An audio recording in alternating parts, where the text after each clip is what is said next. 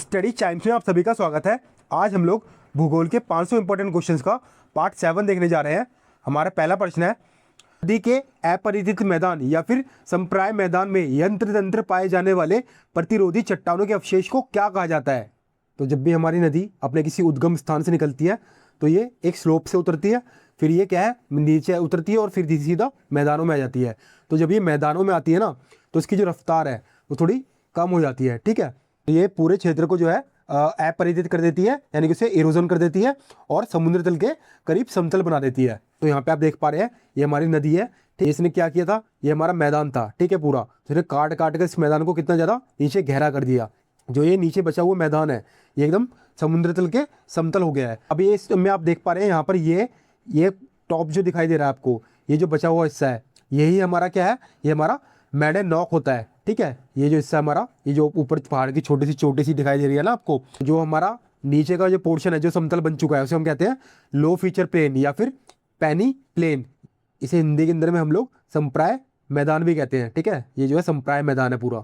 और ये जो आप टीले देख पा रहे हैं ना, ये जो बने हुए हैं ये संप्राय मैदान यानी कि पैनी प्लेन की सतह से ऊपर उठे प्रतिरोधी कठोर चट्टानों के अवशिष्ट टीले या छोटी पहाड़ियां होते हैं जो कि अपर्दन के बाद भी बचे रहते हैं। ये क्या है, ये एक प्रतिरोधी कठोर चट्टान है यानी कि हार्ड रॉक रेजिस्टेंस है।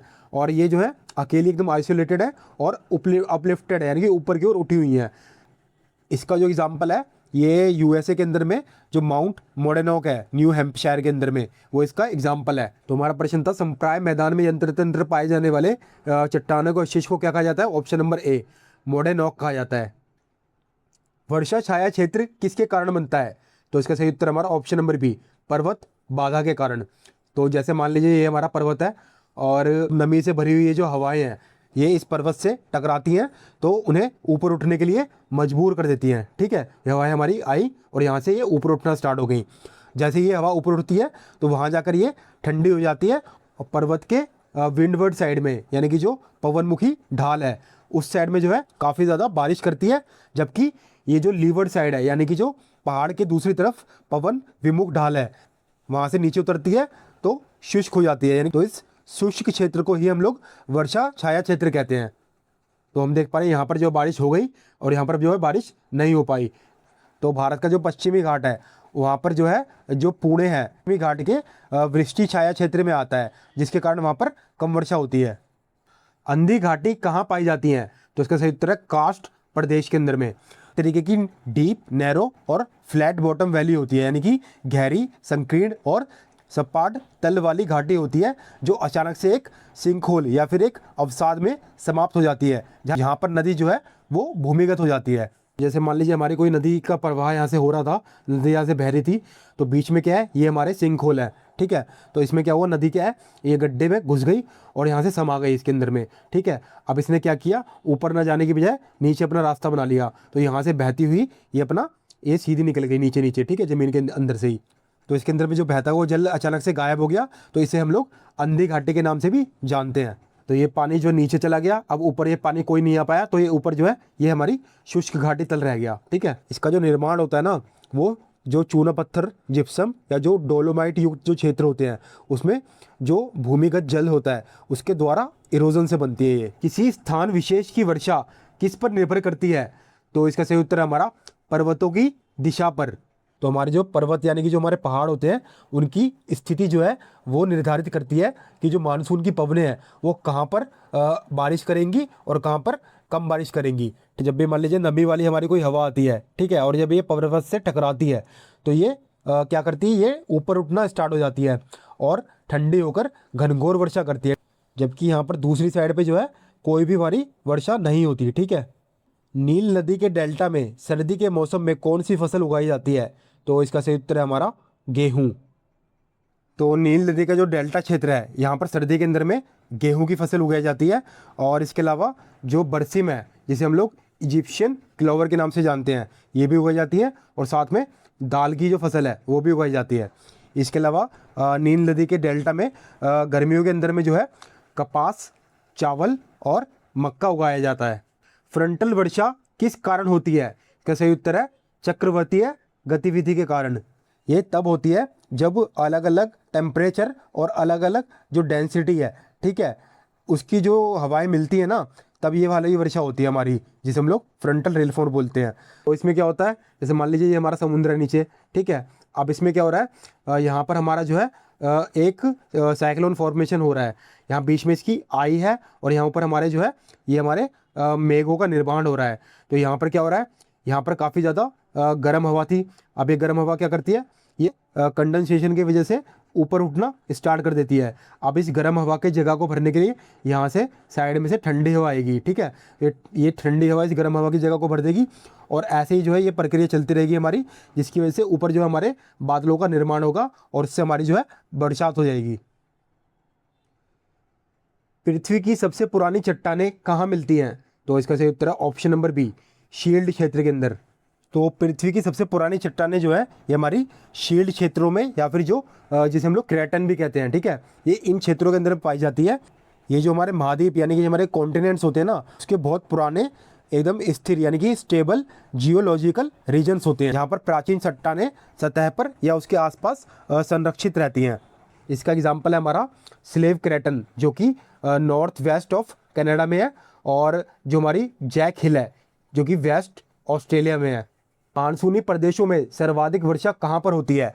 तो इसका सही उत्तर हमारा पूर्वोत्तर भारत में।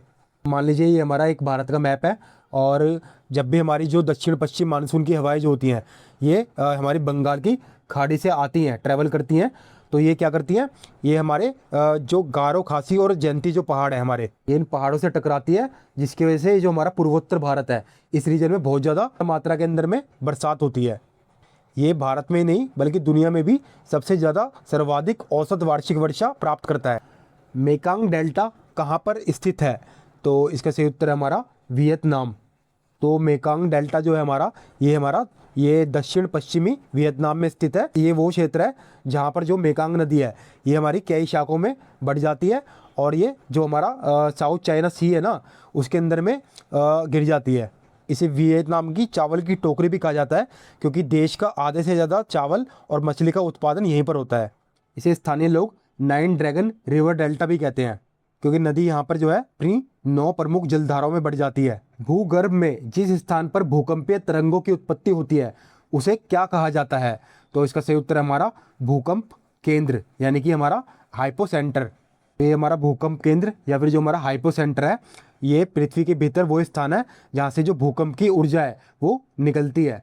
और जो हमारा एपी सेंटर है यानी कि हमारा अधिकेंद्र, ये क्या होता है इसके बारे में बता देता हूँ आपको। तो यहाँ से तो हमारी भूकंप की जो तरंगे हैं वो निकलनी स्टार्ट हो गई, ठीक है, लेकिन भूकंप केंद्र के ठीक ऊपर में पृथ्वी की जो सतह है ना, इस पर स्थित वो बिंदु जहाँ पर जो झटके हैं वो पहले महसूस किए गए, उस जगह को हम लोग एपिसेंटर या फिर अधिकेंद्र कहते हैं। तो दोनों में डिफरेंस है, आपको कंफ्यूज नहीं होना है। चंद्र ग्रहण का कारण क्या है? तो इसका सही उत्तर है सूर्य एवं चंद्रमा के बीच में पृथ्वी का आ जाना। तो जैसे मान लीजिए ये हमारा सन है, ठीक है, और यहाँ पर हमारी जो है ये अर्थ है, और यहाँ पर हमारा ये मून है।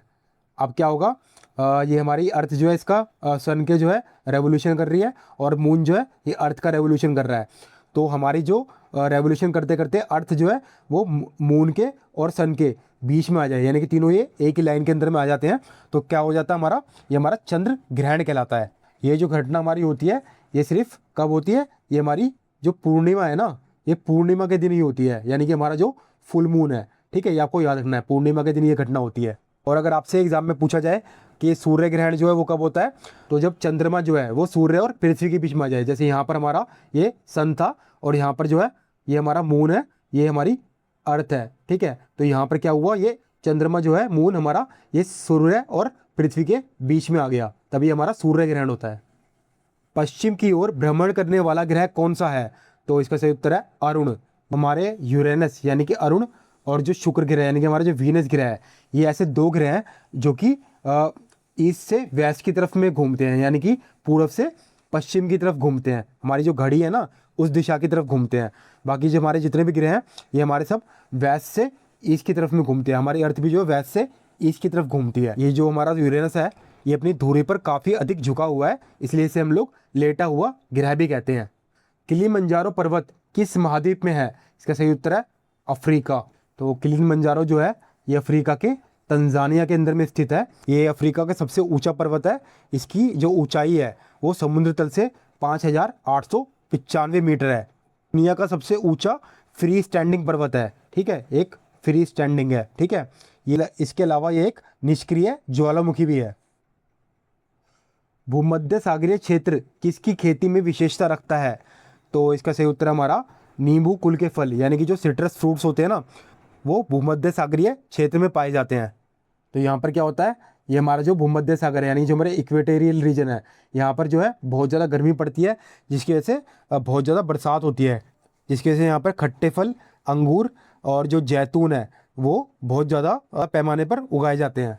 अफ्रीका महाद्वीप का दक्षिणतम बिंदु कौन सा है? तो इसका सही उत्तर है हमारा केप अगुल्हास। तो केप अगुल्हास जो है ये साउथ अफ्रीका के अंदर स्थित है, और ये अटलांटिक ओशियन और जो हमारा हिंद महासागर है इसके बीच में जो है सीमा रेखा को परिभाषित करता है, एक तरह से इनकी जो सीमा रेखा है वो बनाता है। आज हमने ज्योग्राफी के 500 इंपॉर्टेंट क्वेश्चन का पार्ट 7 देखा। मैं आशा करता हूँ कि आपको ये पार्ट काफ़ी अच्छा लगा होगा। धन्यवाद।